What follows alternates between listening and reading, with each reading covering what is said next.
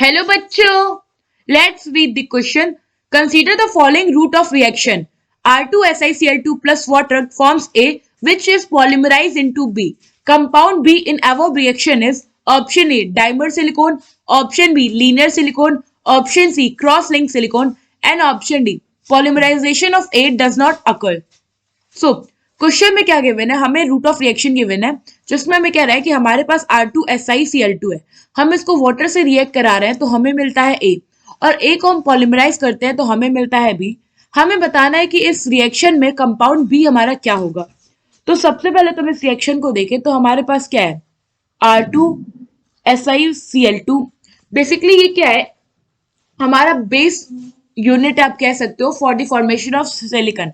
होता क्या है कि जब हम R2SiCl2 को रिएक्ट कराते हैं वाटर यानी कि H2O के साथ, तो यहाँ पे हमारे कंपाउंड का हो जाता है हाइड्रोलाइसिस।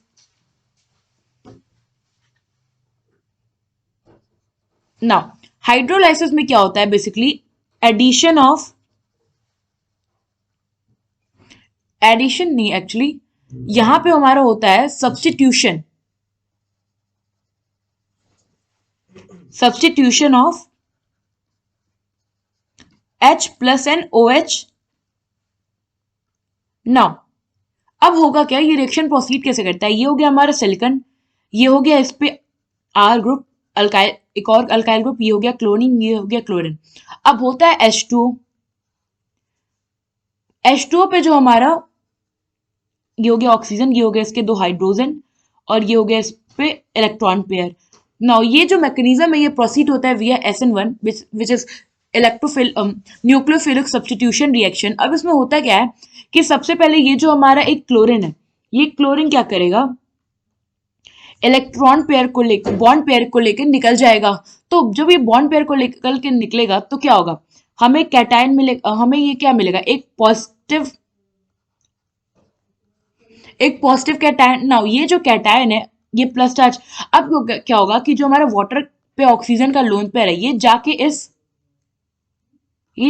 क्या करेगा, इस कैटायन पे अटैक कर देगा।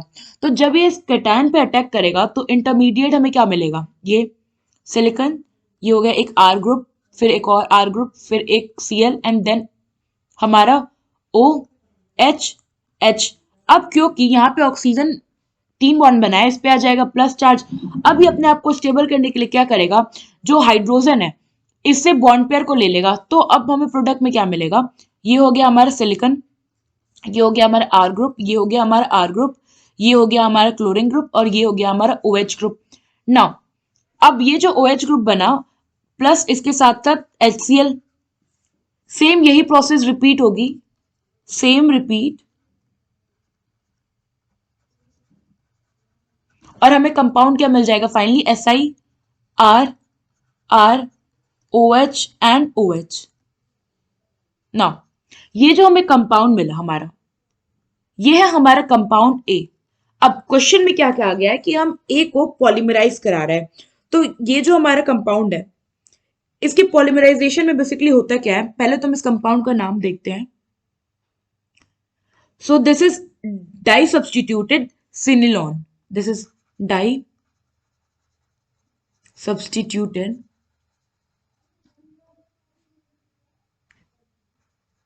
सिलेनॉन।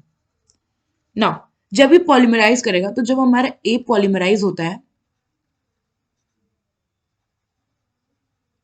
तो हमें कुछ ऐसा स्ट्रक्चर देखने को मिलता है इसका, विच इज ये हो गया हमारा Si, ये हो गया एक ऑक्सीजन, ये हो गया हमारा Si, which is further oxygen substituted, फिर हो गया हमारा Si, फिर ये हो गया हमारा एक OH ग्रुप, यहाँ पे हो गया हमारा एक OH ग्रुप, यहाँ पे हो गया R, ये हो गया हमारा R, ये हो गया हमारा R, ये हो गया हमारा R, ये हो गया हमारा R, और ये हो गया हमारा R।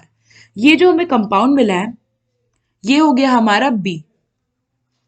नाउ हमसे क्या पूछा था कि ये जो B होगा वो कैसा सिलिकॉन है। तो ये जो हमारा B फॉर्म हुआ है अगर आप देखो तो ये एक स्ट्रेट चेन है, तो ये हो गया हमारा लीनियर, ये आप कह लो स्ट्रेट